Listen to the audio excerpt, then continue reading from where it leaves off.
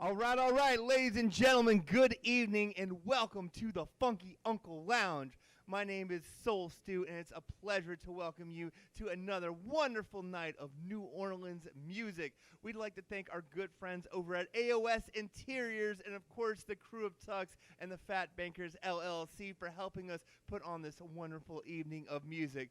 Now, we are in the presence of royalty tonight. You hear terms like legends and architects of the sound get thrown around a lot these days, but none other embody it more than the gentleman you are seeing in front of you tonight. It is such an honor to welcome them here, and they have been one of the biggest inspirations for the Funky Uncle since we started. We are here to keep New Orleans music alive, to keep the funk coming to you wherever you are, and that's why it is such a wonderful blessing to bring in the ones who lit the torch that we keep burning here in New Orleans.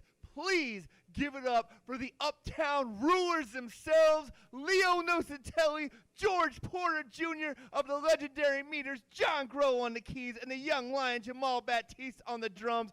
They're laying down the funk like only they know how. Y'all don't forget to wash your hands and stomp your feet.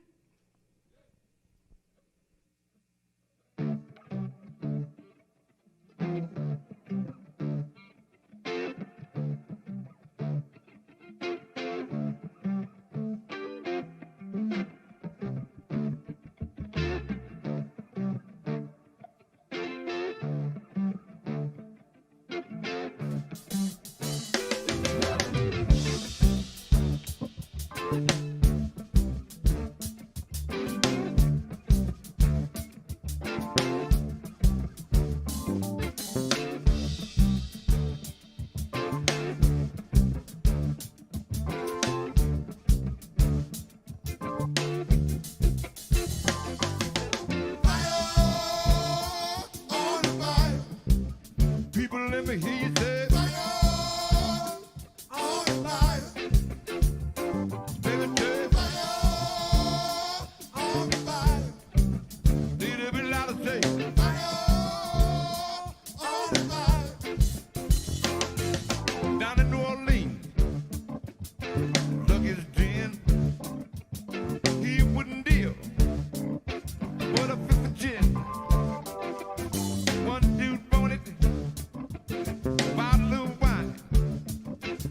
Hit that dude for $1 in the dime. Come on, y'all. So like go. Fire on the fire.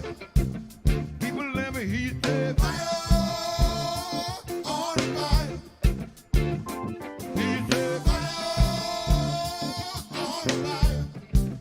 People, let me hear you say fire on the fire. Yeah. Take a little toke on your smoke. Buy yourself a bottle of wine. 'Cause cocoa wine going down your throat. Trying to tell me, don't it make you feel fine? Light 'em up, light your fire on fire. Light 'em up, y'all. Light 'em up now. Fire on the fire. People, let me hear you say fire on the fire. Fire on the fire.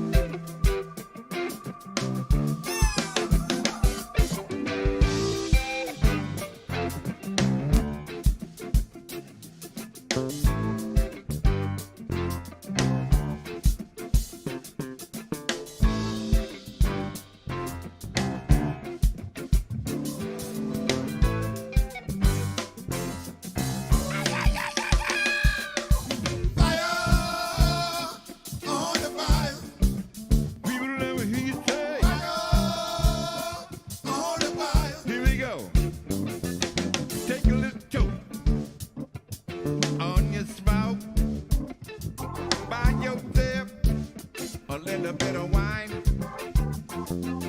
Cuckoo wine going down your throat. Don't tell me it don't make you feel real fine. Come on, y'all. Never, never, never hear you say fire on the fire. People never hear you say fire on the fire. Little bit louder, say fire on the fire.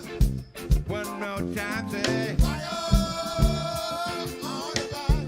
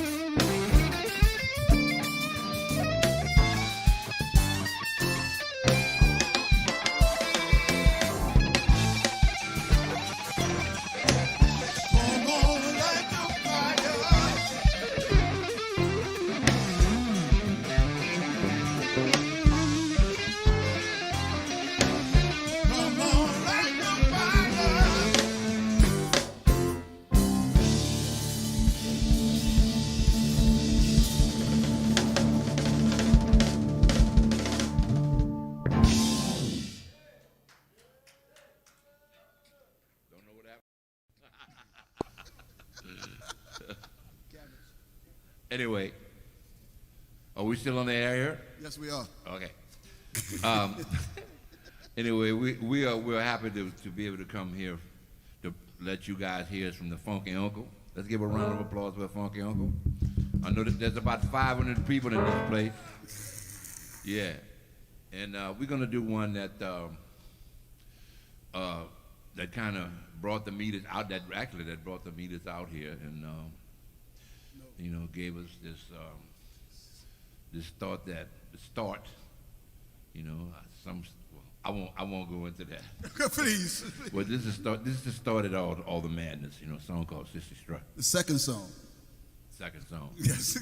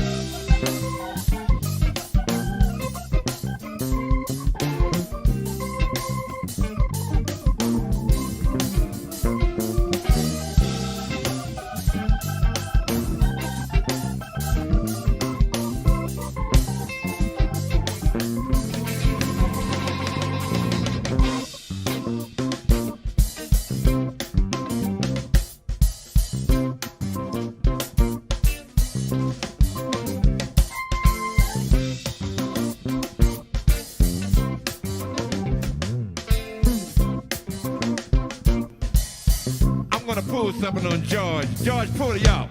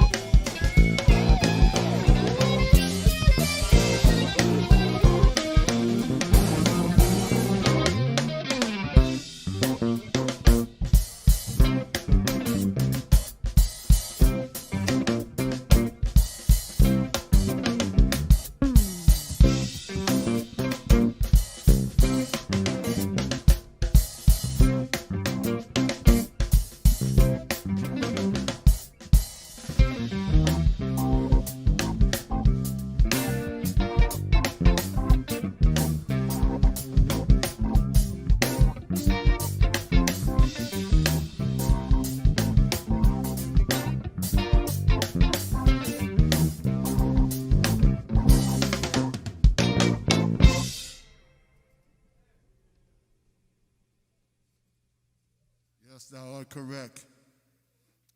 Right now we're going to switch over and feature Mr. John Grow on this next song.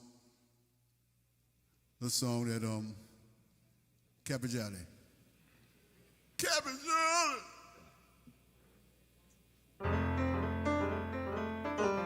Turn him up!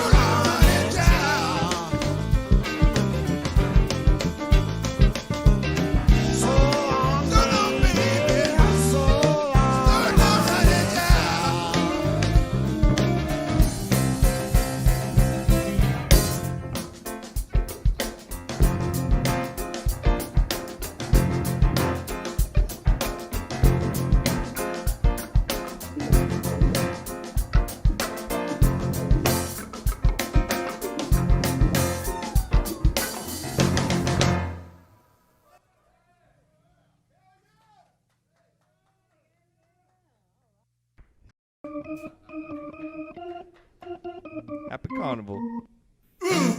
Down in New Orleans where the blues was born, it take a cool cat to blow a horn.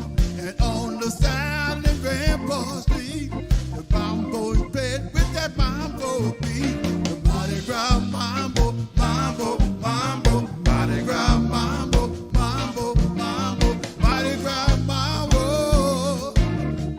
Down in New Orleans, the in-good town where the cats all be, the Mardi Gras rhythm with the beat. They shout and scream for the Zulu King, and they shuffle on down to that mambo string. Mardi Gras mambo, mambo, mambo, Mardi Gras mambo, mambo, mambo, Mardi Gras mambo. Down in New Orleans.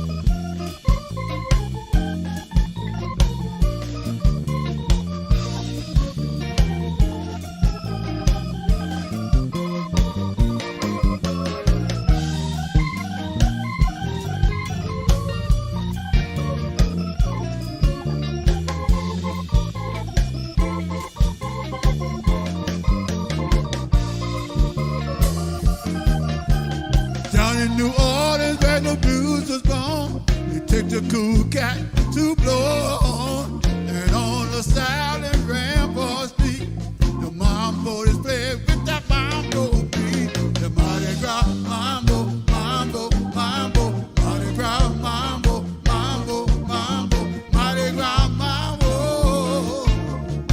Down in New Orleans, Mardi Gras mambo, mambo, mambo, Mardi Gras mambo, mambo, mambo, Mardi Gras mambo, mambo, mambo, Mardi Gras mambo.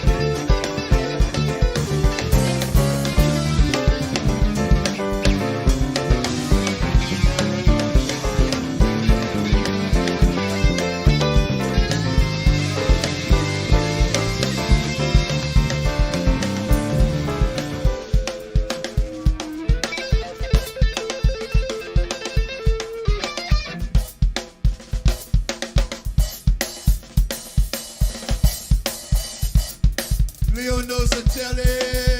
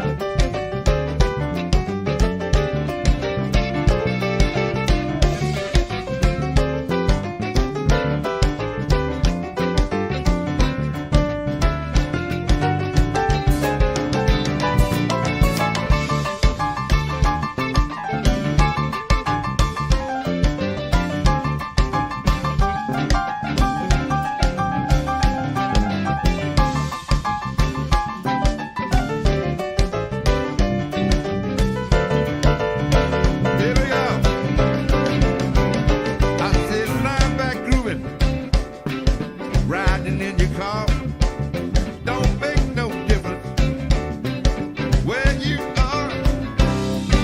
Feel good music, I've been told. Make sure your body is slow where you roll. Let me hear you say, hey, hey, hey, hey, rock your way. Hey, hey, hey, yeah, hey, rock your way. Uptown through the yard, fire on the bayou. Break it down.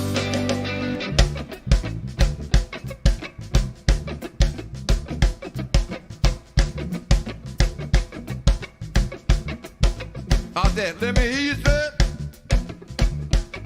Can't hear you. Hey, rock your way. People, let me hear you say. Hey, hey, hey, hey, rock your way. Let me hear you say.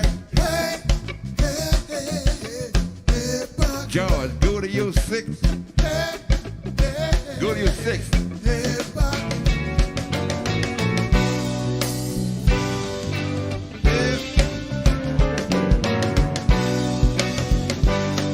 way. Hey, rock your way. Hey, rock your way.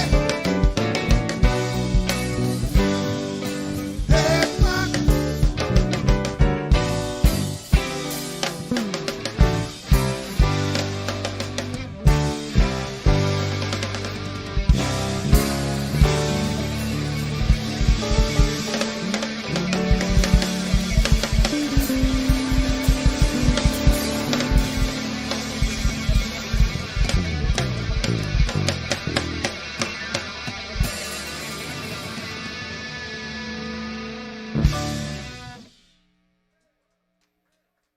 Thank you. Thank you. There isn't a Mardi Gras that rolls by without hearing Hey Pocket Way or many of your other hits at least once coming from someone's house. How does it feel to be so embedded in the New Orleans culture surrounding Mardi Gras? How does it feel to be so embedded?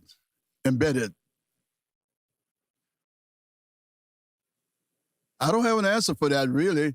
I mean, you know, it's like it's a serious honor to the fact that to hear that, you know, certain songs of our library has has continued to exist and move along with the city. And I'm assuming that it's not assuming, but it's a wonderful honor that the fact that, you know, that's music that's out there that's still being played and still being heard. So, Leo, the question is, how does it feel to be so embedded in New Orleans culture surrounding Mardi Gras? How does it feel to be so embedded in New Orleans culture and Mardi Gras? Well, I would say it's partly by the music. I knew what the music was when we did it, and it's not a big surprise, so to speak, because what we were trying to do was do music like Hey Pocket Way that was related to New Orleans and Mardi Gras time, you know. So, but to actually hear what the intent was, and to actually hear the intent happen, it's really a really gratifying feeling that, you know, that the people in the city of New Orleans recognize what we recognize, and they just took it on, and it just feels good that they understood what we were doing. And, you know, it's great to hear it also, you know. So, Leo, do you have a favorite Mardi Gras song? Wow. You know, I have a story behind my favorite. Can I tell it? Can I say it? I have time to say it? Mm-hmm. Well, I was doing a recording session with Alan Toussaint, and we recorded a song. We just got through recording a song with Lee Dorsey's song called "Working in a Coal Mine," and it was at Cosmo Studio. I think when he was on Governor Nichols Street, and we got through doing the working in the coal mine, And then I decided to stick around. And I saw a bunch of musicians coming in. People like Wardell Kazare and Smokey Johnson, Professor Longhair came in, and then Earl King came in, you know, and a bunch of horn players. And the song that they recorded was a song called Big Chief. And it still sticks with me as to be one of my favorite songs because I was there when they recorded it. I mean, I was actually there in the studio. You know, when they did the lick, when they're talking about it, you know, Fest played that famous keyboard lick. I was there. I saw him do it. And a lot of people think that that's Fest singing, but it's really not. That's Earl King, because Earl King wrote the song.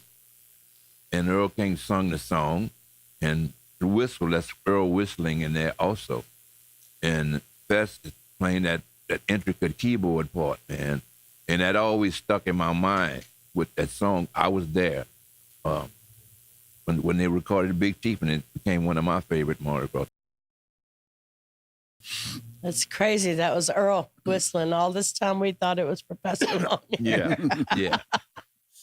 So, George, do you have a favorite Mardi Gras song? Yeah, my favorite Mardi Gras song would definitely be Earl King once again. The Meters did a recording session with Earl, and it was one of those sessions that was like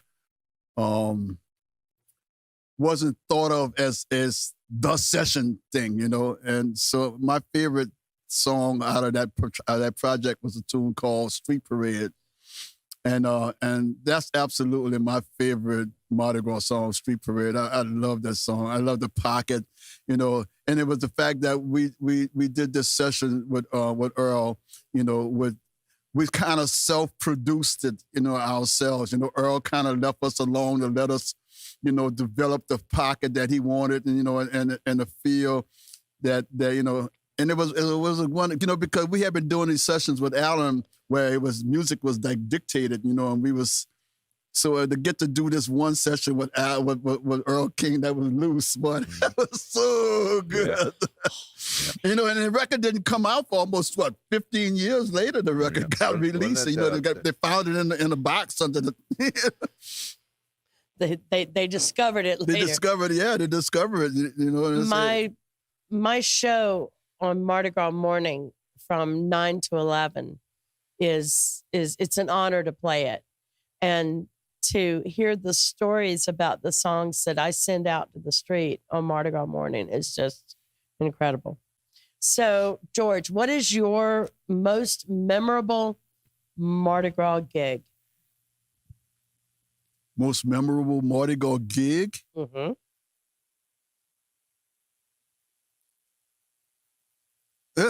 Well, I never really had a Mardi Gras Day gig because Mardi Gras Day, I'm usually passed out because I played Lundi Gras. You know? So okay. I would say that my favorite Lundi Gras gig would have happened, you know, the night before Mardi Gras. And it would have been at the Howlin' Wolf. We running partners played Howlin' Wolf every Lundi Gras for probably like 15, 20 years almost, you know. We would play after Harry Connick's parade party would end. And we would be over there by the Howlin' Wolf until 5 o'clock, 6 o'clock in the morning. And you know, and on the way home, I used to take and put my video camera. I had a video camera, and I stick it in the window of the car, and I would drive down St. Charles Avenue. You know, I'd go to Lee Circle and get around Lee Circle and get on St. Charles and drive home watching Mardi Gras coming, you know, watching the people, you know, come alive, you know, and setting up their issue. And that was the last of Mardi Gras for me. How about you, Leo? What's your most memorable Mardi Gras gig? My most memorable Mardi Gras gig? Well, I'll put it like this. I've been living in Los Angeles for about 33 years. And I came back home about 4 or 5 years ago, you know, And the times that when Mardi Gras time, sometimes I wouldn't even come down. Sometimes I wouldn't be here because I'd be in Los Angeles. But to speak about Mardi Gras gig, you know, it's I never did care to play during Mardi Gras. And a lot of people would say, why? Well, because Mardi Gras, if you play a Mardi Gras gig, you might play a gig and there might be 1 or 2 people come and show up at the gig. Because Mardi Gras is a time where all the streets are blocked off and nobody can get to you. And consequently, you know, you wind up playing for nobody. I mean, I remember when the meters, I mean, the Red Hot Meters, we did a gig, Mardi Gras gig. Remember this, George? Yeah. And at the gambling place, Harris, and it was promoted and the whole bit. These are, I mean, the original meters, and I think maybe about 10 people showed up. It was close to 20. Huh? It was close to 20. What you say? It was close to 20. 20? Yeah. You know, and it's because And they sold a lot of tickets, but nobody could get there. nobody could get there. They couldn't get there. So it wasn't my favorite time to play, unless you're playing like a ball. I played a few balls, like, you know, some of the parade organization's balls. And you know, because you guaranteed people are gonna be there. And you know, it doesn't. A lot of the gigs, you know, don't stick out to me. Remember, Leo, you remember those gigs that you used to play out in St. Bernard at the St. Bernard Civic Center? Yeah, with Dr. John. Those was doing around Mardi Gras too. Yeah, that was actually, I think those were the London Gras nights too, I believe. Yeah. And the reason why they were so cool because St. Bernard Parish, you know, people could get there because there wasn't no parades or nothing no going parades, on. right. You know what I mean? You can get there from here. Yeah. All right. So, what makes New Orleans so special to you, Leo? What makes New Orleans so special to me? I think, the culture, the attitude of the people. It's like everybody knows each other. And even if they don't know each other personally, you could look at a New Orleanian and you know that's a New Orleanian. That's like your brother or your sister. We all talk alike. You know, we all got the same kind of character. And it's like a big city with one family in a big city. It's one family in the city. And we all family here, whether you know the other person or not. And I used to come when I was living in L.A. I'll tell you another story. I was living in L.A. and I would come here like 4 or 5 times a year because, you know, Jazz Fest and sometimes Mardi Gras and other places because people wanted me to come down here and perform, either with the meters or somebody else or on my own. And people would ask me, they say, Leo, they say, where you live? Well, at that time, I was living in Burbank in L.A. And they said, Leo, where you live, Leo? I say, well, I live in New Orleans, but I sleep in Burbank. I like it. I like that a lot. I do. So, you know, it's just, New Orleans is just a special place, man. You know, I love saying I'm from here. I love telling people when they say, where you from? I'm from New Orleans. You know, there's a proud heritage of music and a proud heritage of culture. You know, when you're in New Orleans, just like the music, you know, you don't have New York music or Los Angeles music or Milwaukee music or Delaware music or Denver music, you know, but you have New Orleans music. So that means a lot when you could say that, you know, to be a city that's associated with music. All right. So, George. He said it all. I don't. Yeah, you know, just put those words on my lips. I'm gonna let you tell me though. What does New Orleans mean to you? What does New Orleans mean for me? New Orleans is home. You know, for the you know what? I just turned 73, and for pretty much more than 2/3 of that time period on the planet has been spent away from home. So and all over the world. There's a few places I haven't been. A couple of them I won't even want to go. But there's, New Orleans is, always coming home. Man, what I like, and I really do like this more than anything, is when we in the van and we driving home, and we on I-10 and we make that turn coming from Gulfport into Slidell. Oh yeah. I say, damn, boy, we home now. It's like, we would, for somebody we could be sleeping, and when that van start make that turn, when you wake up because I'm like 15 minutes from my house. And New Orleans is just a very special place. It's home. It holds a very special place in my heart because, everything that I know about life, I learned in New Orleans. From wonderful teachers or mentors, and parents. Mostly my mom. I'm one of those men that was raised by women. 5 of them.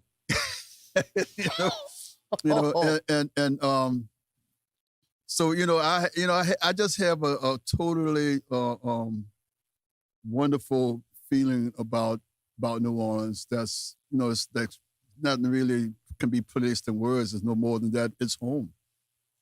All right. So, what shaped your band's early beginnings and the early growth in New Orleans? What do you think shaped it? What shaped the band? Which band? The Meters? Mm-hmm. That's the ones we're talking about, right? Right. What shaped the band?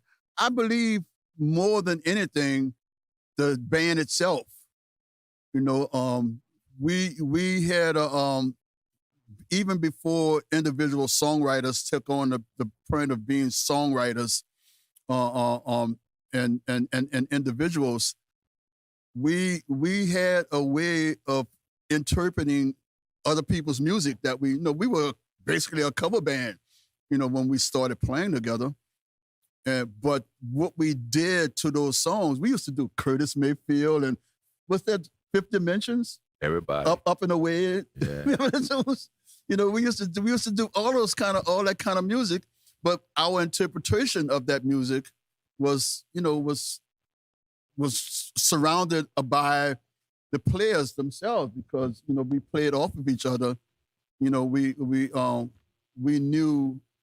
Leo could make a statement, and we knew how that statement was going to end because we had been doing it. By the time we got to be a band in the studio, it got refined, because, when we got to the studio, Alan Toussaint had kind of brought into the attention that it's not what you play, it's what you don't play that makes all this really happens really well. And so we got fine-tuned. But before we got to be that, that well-oiled machine, we were playing off each other so well, So I don't believe that there was an outside entity that that drove us into a certain direction, in the beginning. And I think that was the question that was in the beginning. I believe there were musical leaders in this band, 2 of them, Leo Nocentelli and Joseph Matalis. Those guys at some point, by the time we got to the 3rd, 4th records, they had a vision musically that was being targeted. But those first 3 records, it was just playing off each other. Leo would come in with an idea, and we would refine it. I think. For me, can I say that? Yes, sir. Absolutely. These 4 guys, it happened.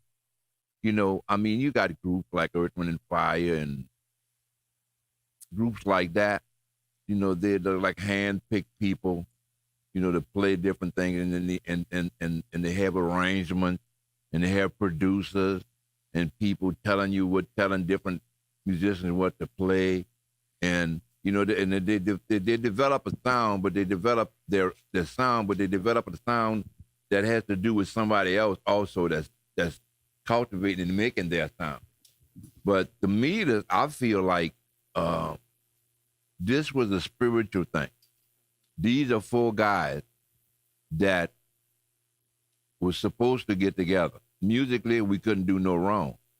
Like he said, everybody vibed off each other. You know, musically, if somebody does something, the other guy would jump on it and blah, blah, blah.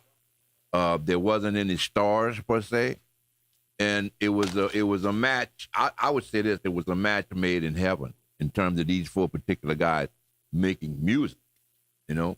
Now, on the contrary, I mean, some of the business decisions, everybody had individual business thoughts about how business should go and how they want to run their business. That's another thing altogether. But musically, this was a match that was magical. It just was magical. You know, it wasn't planned or anything like that. It just happened. You know, and if it wasn't supposed to happen, it wouldn't have happened.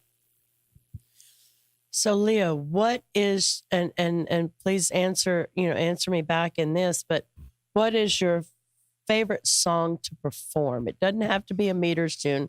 What is your favorite song to perform? Oh, wow.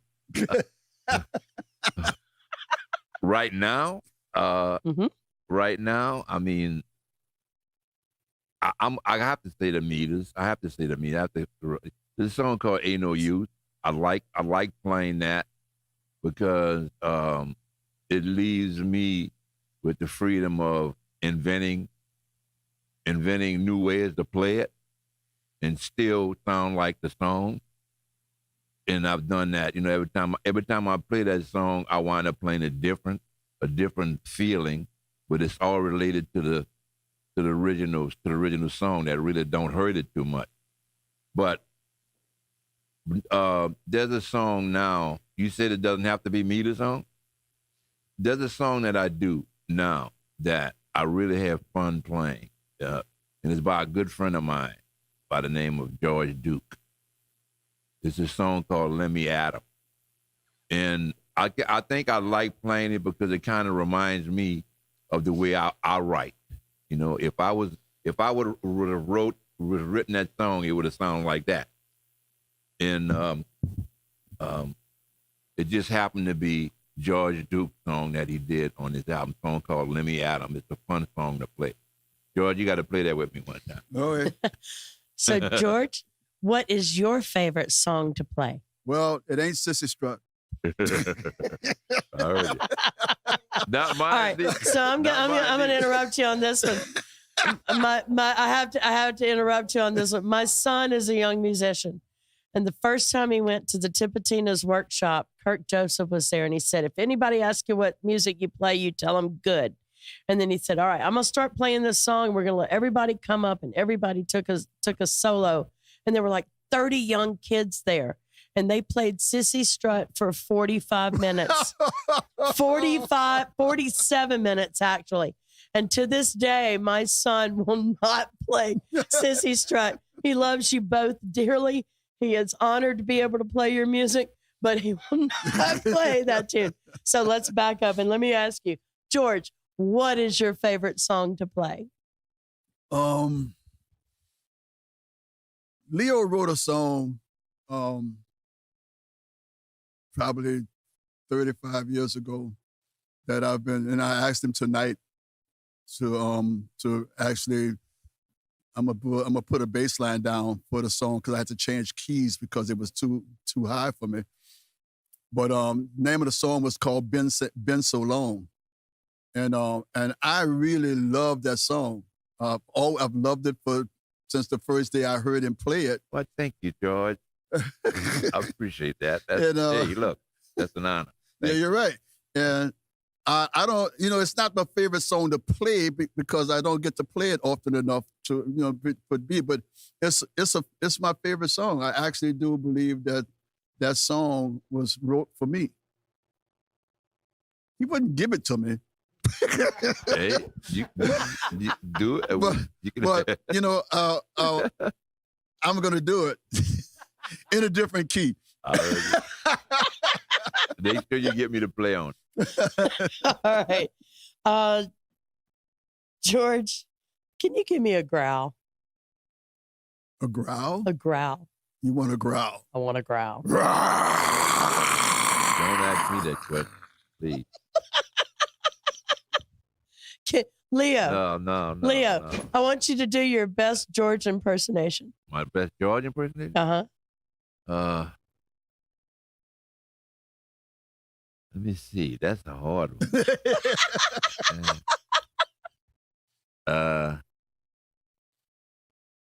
Okay. It's an impersonation of George. Okay. Impersonating somebody else. Okay. You gonna know who I'm talking about when I say this. When I say that.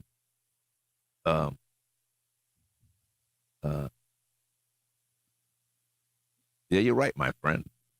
Who am I talking about? You know what I'm talking about? No. Who that Danny White? No. Yeah, my friend. David Lasting. Oh, David Lasting. Do it. Oh, my friend. There you go. Yeah, my friend.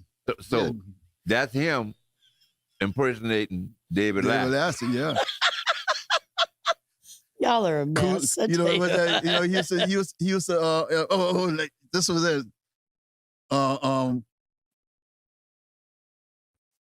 Somebody tell crying Emma to shut up. Yeah. Yeah. Crying Emma? Yeah. Sounds good, my friend. Sounds good, my friend. That's David Lasting.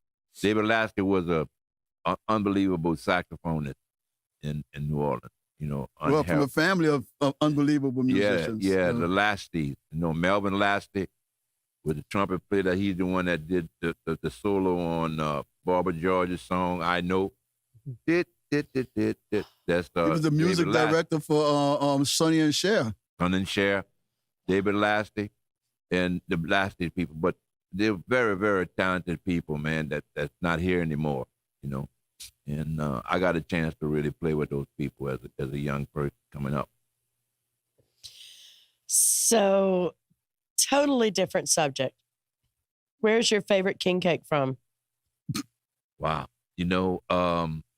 I just ran into I'm trying to think. I tell you where I bought it. I bought it from a market called Conseco on, I think it was Robert E. Lee and Elysian Field, I think it was. I'm not sure. Fillmore. Conseco, you know what I'm talking about? I live down the street. And that's Norma Rendazzi. Rendazzos? Okay. That's who made it. and that's the first, I was trying to find this king cake in Silvestri. Silvestri? Sullivan?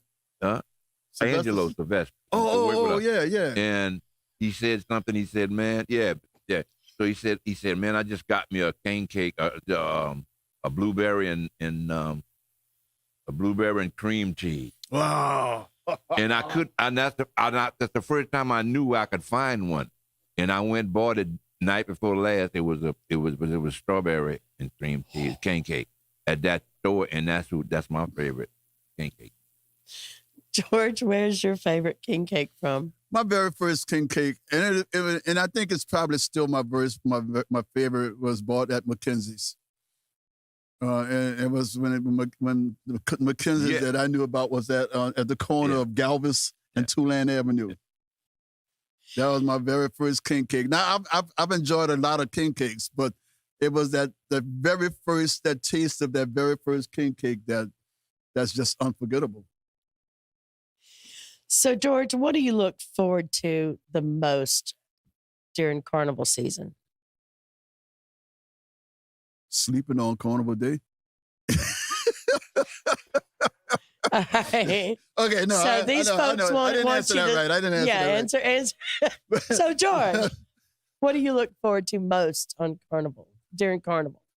During Carnival, I'm kind of like doing Mardi Gras, doing Carnival season, doing the whole season. I don't really participate in Carnival. You know, I don't go to parades. I don't, the Funky Uncles got me to do something that I'd never done before in my life. Was ride. Well, I did once when I was about 19. I rode on a float, and it was in a truck parades. Well, the Chris got me to ride a float, and it must have been about 3 or 4 years ago. When they released those pictures, and I had so much fun, but I realized that when I got off that float, that okay, not gonna do this again. That was work. That was really work. Both of my arms were dead. They were just like they're hanging there. So for the truth of the matter is, Carnival Day for me is sleep. I got to sleep, and and I mean, it's like for me, Carnival Day is mean that Carnival has ended. I got to Carnival Day, and then everything is over because I go to bed and I wake up around 6, 7 o'clock in the evening. Can I add? So Leo, what do you look forward most to at Carnival? I'm in the same boat with George, because if you grew up, I mean, I grew up with that every year, so it's more. I think it's more attractive to tourists and some people. I say most of the people in New Orleans, they come out and celebrate Mardi Gras, but I think. I don't know. Mardi Gras is not one of my favorite times. Great season for tourists to see New Orleans and to see what they've never saw before. But it's kind of hard for me to really appreciate it like I appreciated it earlier because I went to it every year. It's like people say like, man, New Orleans, it's like. It's no curfew. You could get drink anytime you want to. And people go out in the streets 3 or 4 o'clock in the morning, and then then they'll say, well, man, everybody there, you should be a drunk, man. You should be an alcoholic. Why are you not alcoholic? But if you live here and grew up with that, you're used to that, so you don't become an alcoholic. The only people that become the alcoholic when they come to New Orleans is tourist people and the people that never grew up living like this. All right, so let's rephrase that and answer it, and let's play Jeopardy. Okay, I'm gonna give you the answer first, and you give me the question. We're supposed to be promoting stuff all right, here. So, oh yeah. So sorry. I'm getting down instead of what do you look forward to most at Mardi Gras, I'm going to ask you, why do you think Carnival is so important to the rest of the rest of the world? Oh, to the rest of the world. To the rest of the world.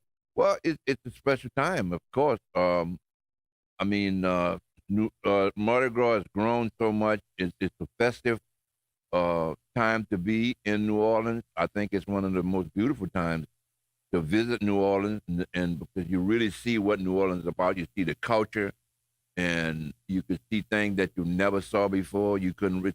People really live like this. Mm-hmm. It's like that. So anytime you can go somewhere and see the difference in where people live, other than the way you live, it's always exciting. It just happened to be Mardi Gras. So, does your family have any Mardi Gras traditions? Yeah. Answer it the way they want it. Does my family have any Mardi Gras tradition? Yes. Most of my family, they like to decorate their houses. Mardi Gras is a time where you put lights all over the house. Even my house was decorated. I mean, I had lights all over the place. However, it wasn't me decorating it. It was my neighbor. So it was you just enjoying it. Yeah. All right, George, does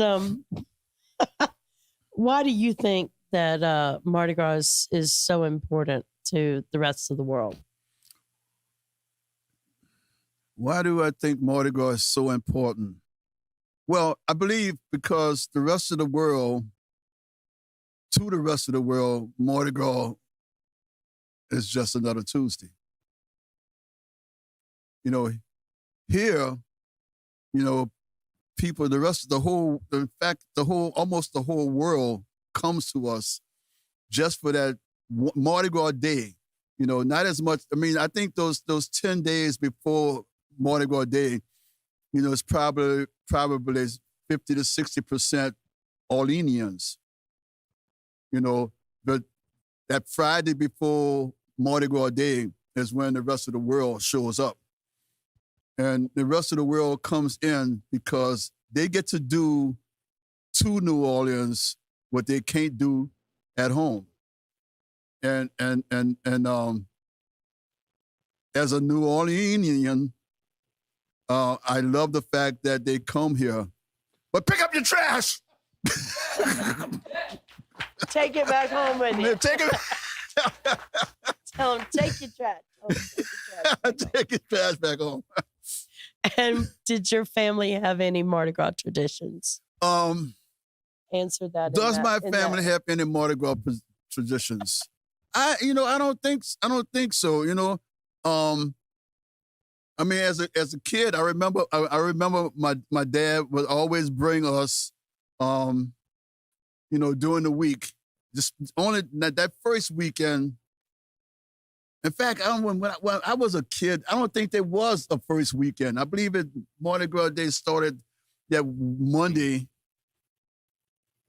before Mardi Gras. There wasn't 2 weekends when I was a kid. But during that week before Mardi Gras Day, we you know, my dad would always bring us over to Baronne and Terpsichore and find somewhere to park in there. And we would walk over to St. Charles and watch the parades on during the week.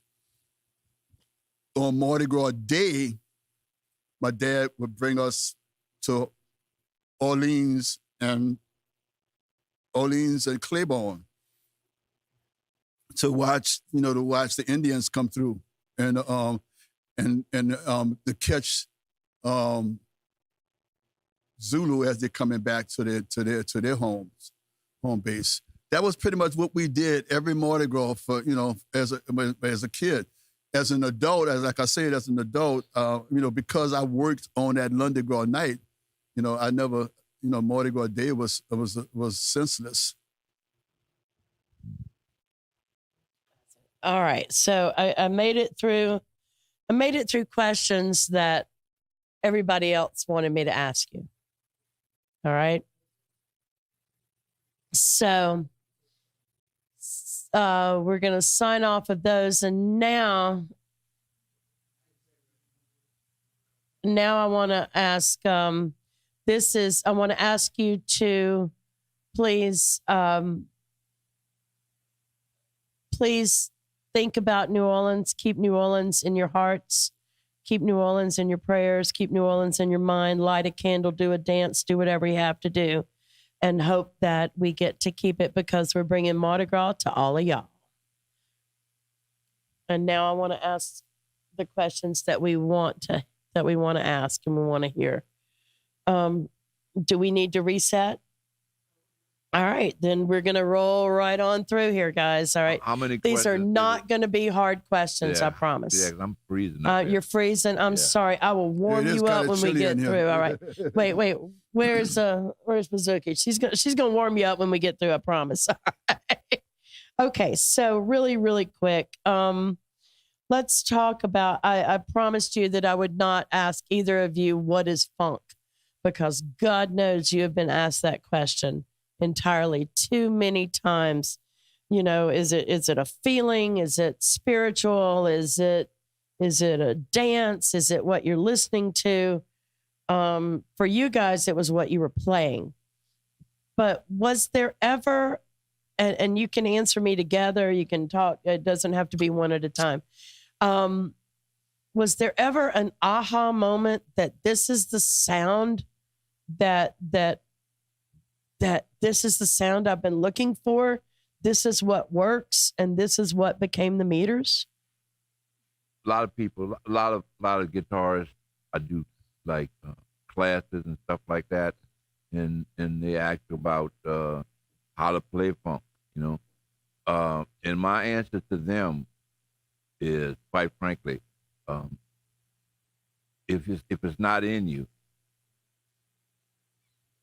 forget it. Don't even try it, because it's not going to come out like it's supposed to. And what I mean by that is, you could be taught how to play classical music. You could be taught how to play jazz. You could be taught different kind of music. You could be taught, but you can't be taught how to play funk. If it's not in you, forget it. Go do something else. It has to be within you. Funk is a thing that's you. That's your character. That's you coming out. You know, nobody can teach that. I think Louis Armstrong said about jazz, if you don't know, you don't know. And so that's sort of the same feeling. But it's not a question of knowing. Mm-hmm. It's a question of feeling. I mean, you could know something, but you can't feel it. You know, it's not even, it has nothing to do with knowing what funk is. It's a question of with you, can you feel that? And when you project it in your instrument, does that project what people call funk? That's the question. Is they, well, he really knows, and anybody, if he knows, it's really, it has to be within you. It has to be in you. Yeah, I totally George? agree. Well, Yeah. you know, one of the things that I remember, once I got into the jam band community of some really good players, and they always interpreted our music wrong because they Right. never knew where our one was. Yeah. You know, they never they would always anticipate our one as being one, and usually our one was and. You know? And I want to tell you this funny story. This little guy, I was in the studio, and with another little guitar player, Taz. Oh yeah, And we yeah. was recording some things, and there was another guitar player, little guy, young guy, about 15 years old. Yeah, that's his And little guy. Yeah. And I started playing, you know, we started jamming Sissy Strut, you know, and I said, "Whoa, Sissy Strut!" I said, "Yeah, that's it, man." And the guy said, he said something to the effect of say, he said, "Yeah, we play it the other way." He's telling me, the person that wrote it, we play it the other way, man. You know, I said, listen, as a word of advice, there ain't but one way to play it. There's no two ways to play that song. is that the Hey Pocky way? No, yeah. There's only one way. So, you know, I guess it's in reference to, you know, what funk is or whatever, and what George said, you know, certain people don't feel a one, or certain people just interpret the things that we did, they interpret it another way. And they got the nerve, the thing about it, they got the nerve enough to play it like that. Play it wrong. You know what I mean? And that's cool, I understand that. I sound angry. No, it does not. No, it does not. Do I sound mad? It does not sound angry at all. You know, I understand. Well, it. I exactly. understand. You know, when I remember when, and I had done it. I did it because I had heard it wrong for so long. You know, and when we did the reunion in 2000 in California, Yeah. at the stage when we did the sound check and stuff, Yeah. and we started playing Sissy Strut, and Leo stopped. He said, "Hey, bro, that ain't right." Yeah. That ain't the song you playing. Uh-uh. You know? I said, George, and you played it. You played on the recording, Yeah, man. well, what are you doing? But you know, that particular song and songs like that evolve. Right. You know, right. evolve. Right. Not to say that not to say what they're playing is wrong, so to speak. They're just playing it. It's not how it was done evolution, first, right? You know? It was not how it was done exactly. first. But Right. when you writing a song and to hear it different, you admire it, and you know you compliment it, but it's not right. It's wrong. Now, George, there's this whole Facebook thread on you teaching people you're doing it wrong. Yeah. Here's how it is supposed to go. Yeah. And there's like a thousand posts and 1,000 comments on. Yeah. Oh, I didn't know that. I'm so sorry. I didn't. So George, how is it supposed to be? How is it supposed to Uh-huh. be? They mean a song? Yeah. Well, I think most people play the lick, first lick. Do-do-do-do-do, do-do-do-do-do-do, wrong. Wrong. Okay. How is it supposed to be? Do-do-do-do-do, do-do-do-do-do. Uh-huh. Well, you know, See, you heard it here, folks. You heard it here. Not do-do-do-do-do. Yeah. Wait. And the trick is like what George said earlier. The tricky part is less notes. Let's People know. Less notes. people have a tendency to play more notes. And it's a natural thing because they want to play more notes because the simplicity kind of gets to them and they want to play more notes. But Yep. and that's fine. But when you play more notes, you're not playing the song anymore. You're playing something else. Right. That's why the reason why I renamed it. I call it Sissy Got the Blues because I Oh yeah. I play it as a 12 bar blues. But I wouldn't call it Sissy Strut. I call it Sissy Got the Blues. I like that. All right. So guys, I have to ask you, what do unfortunately we have lost so many incredible musicians here in the last few years. My heart has been ripped out and stomped on.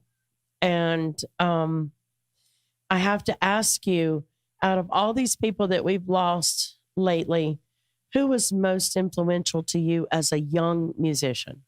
Earl King. And now, Leo, who was the most influential to you as a young musician? George Davis. Yeah. Wow. That you probably Ah. don't know who that is.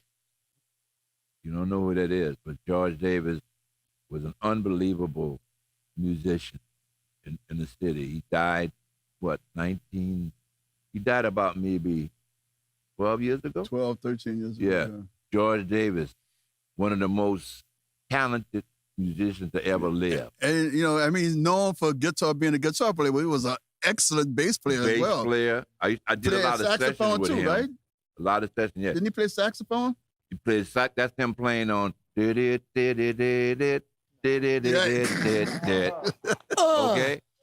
He played that sax solo. That's George Davis. But he played sax. He played guitar. He played, prolific guitar, keyboard, and the biggest thing. I'm gonna tell you where you know him from. He wrote "Tell It Like It Is." Oh, man. That's George Davis. Davis. Look him George Davis. People probably You folks never got to know go who he is. look that up. All right. So I'm sitting here. We are here in front of the Funky Uncle Lounge, and we've got your brother Art right here. And George, I was at the Maple Leaf. I think it was the night after George had passed away. Art. Yeah. Jesus I'm Christ. still here. Let's start that over. You are so much still here, and we're going to keep it that way. I was at the Maple Leaf the night after Art had passed away, and I sat in a puddle of tears on the floor in the back bar there and watched you pour your heart out. How and I'm not really sure exactly what the question is that I want to ask, because to ask you how did that how are you impacted by that? That's a stupid question to ask. But what do you miss the most now that your brother Art's gone? Well, what I miss the most why Art's not around anymore is the fact that he always threatened to hit me with a cowbell. More cowbell. He would always threaten me, you turning your back on me on the stage, I'm gonna throw a cowbell at you. So, Leo. So I'm so pleased that I never got hit with the cowbell. I was fixing to say. But I rarely, I always turn my back on it when the guitar player takes a solo, and then I go over by the guitar player. But he didn't like me abandoning him too much, So I had to learn to limit my time by the guitar player. Leo, what do you miss about Art being gone? What do I miss about Art being gone? What I missed was his honesty with me. He's one of the few people that, I played with Art, man, about 50 years. More than 50 years. More than 50. Yes. I was wanting to say 60. Mm-hmm. But, and when you play with somebody, you get used to their playing. It's like, you don't think about their playing like you first heard them. But the thing I miss about Art, he always had much respect for me. I miss his respect. Because he used to tell me how much he respected me as a musician. And that's kind of rare with people that be around each other all the time, And we don't give each other enough compliments, I think, And it might be for selfish reasons, might be for ego. I don't know what it is. But and especially when you're a close-knit group. But Art didn't care. Art came out and said, man, listen, bro, he said, I got so much respect, man, for you, Leo, as a player. And I always respected him for that. And, he just was a beautiful person, man. Yeah, there's nothing bad I could say about Art, He just was a great guy, and I miss him. See, but he never threatened you with a cowbell. No. No. And then his throwing arm couldn't have got to that side of the stage. You never turn your back on him. So I'm glad I stayed on his good side. So, let's talk real quick about, 2011, Sissy Strut was inducted into the Grammy Song of Hall of Fame. But in 2018, the Meters were given the Grammy Lifetime Achievement Award. And everybody in this room, everybody in New Orleans, everybody that had ever listened to the Meters was like, it is about time. Jeez, I tell you what. And how does it make you feel? To have a Lifetime Achievement Award. I don't know. I'm honored by the fact that I got that Lifetime Achievement Award from the Grammy people. But I'm truly was more honored when Offbeat magazine gave me my Lifetime Achievement Award. Getting my Lifetime Achievement Award from home meant more to me, But right. It was a wonderful honor to be on the stage with everybody, with Leo and Zig, and little Ian came up to accept it for Art. Mm-hmm. And the gentleman that played keyboards with us, I'm not sure I can't remember his name. You remember his name, Leo? The gentleman that played keyboards with us that night? Greg Fillingham. Yeah. Oh, okay. All right. Wonderful musician, band leader, and arranger and stuff, It was a wonderful honor to get that, and and the standing ovation that we got when it was announced. It was it's wonderful. I enjoy those what are accolades they call accolades. Yeah. Accolades. But I kind of like the idea of what Leo said at first, is that what we give each other means more to me. So, Leo, when you were playing, how old were you when y'all started the Meters? The Meters has always been the Meters. Okay. Just not called the Meters, you know. All right. So when you were a young man and you started playing with these three other guys, did you see yourself? No, we didn't start off as kids. Okay. When you were an older man. We started off as very seasoned musicians. Yes. You know, in our like late 20s, I would say, huh? Mid 20s. Well, no, early 20s. I think. Early 20s. Because I remember when we went to Bourbon Street, we had to get a work permit for Zig. Yeah. Okay. I don't remember that. So he was like going on 18. He wasn't there yet. Is he the baby of the group? He's the baby. Yeah. Okay. And then I was 18. I was 18. You were 19. Where I was in the Army. I went to the Army when I was 18. You was in the Army when you 18. And you was 18? It must have been, so he had to be 21 to be on Bourbon Street. Yeah. Oh, yeah. okay. So okay. I was like an old man, you know? Yeah. One question. Will you tell me about your album that is that's coming out? Very excited about it. It was believe it or not, Leo Nocentelli putting out a country and western album.